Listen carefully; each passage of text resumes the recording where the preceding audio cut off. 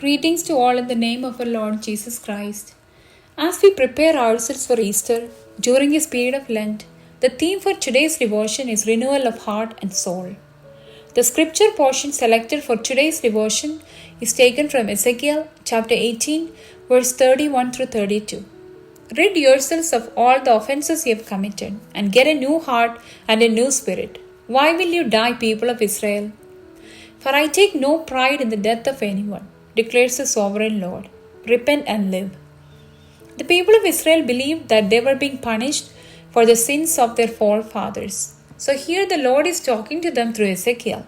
He lets them know that each one of them is responsible for their own sin. So they should repent for their sins and renew themselves. The two key words that we see in the scripture portion are repent and renew.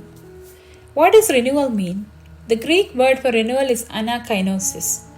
Some scholars say that this term is not found in Greek literature before Paul, so they think he was the first one to use this word. Romans 12:2 Paul says, "Do not conform to the pattern of this world, but be transformed by the renewing of your mind." As we are all sinners by nature, we must experience a renewal in our heart to enter into the kingdom of God. How do we experience a true renewal? We see in Psalm 51:10 David prays, "Create in me a clean heart, O God, and renew a steadfast spirit within me." Here David is petitioning for cleansing and renewal. So this emphasizes the fact that our response to God's love is one of seeking repentance. So the renewal of the heart is possible only through a repentant heart. The Greek word for repent is metanoia. Meta comes from the root for after or beyond. Anoia means mind, so it means a change of mind. Repent was used by the military as a command to about face or turn around. Imagine soldiers marching in one direction and making a 180-degree angle turn and marching in the other direction. So repentance is much more than confessing sins, but walking away from it and moving towards the other direction. So what are the steps involved in the process of repentance and renewal? First, we have to look and examine our heart. Lamentations 3:40 says, "Let's examine and probe our ways, and let's return to the Lord." We must examine our hearts and see what is preventing us from having a true repentance. Our ego, habits, reputation in our society, all these get in the way of true repentance.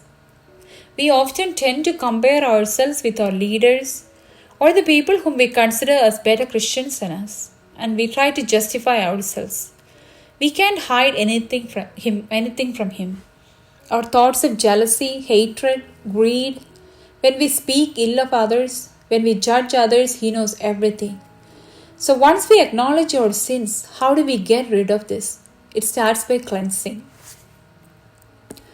1 John chapter 1 verse 9 through 10 says, "If we confess our sins, he is faithful and just and will forgive us our sins and purify us from all unrighteousness."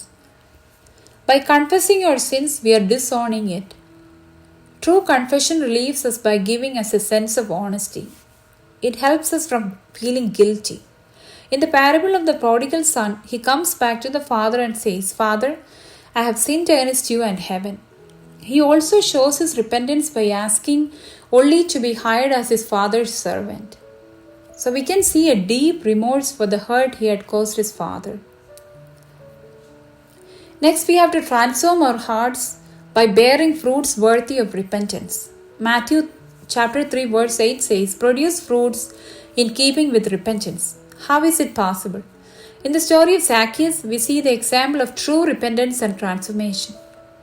Zacchaeus realized his mistakes and invited Lord into his life. But he did not stop there. He pledged to give back 4 times the amount he charged the people. This proves that he became a new person. So our heart transforms when we truly repent and invite Lord to enter into our hearts.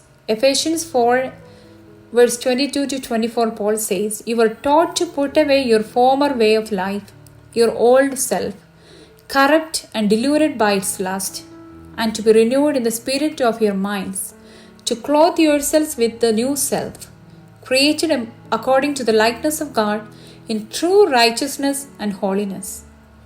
So let's all experience a true metanoia, a true repentance during this period of Lent, and thus renew our heart and soul. May God bless you all.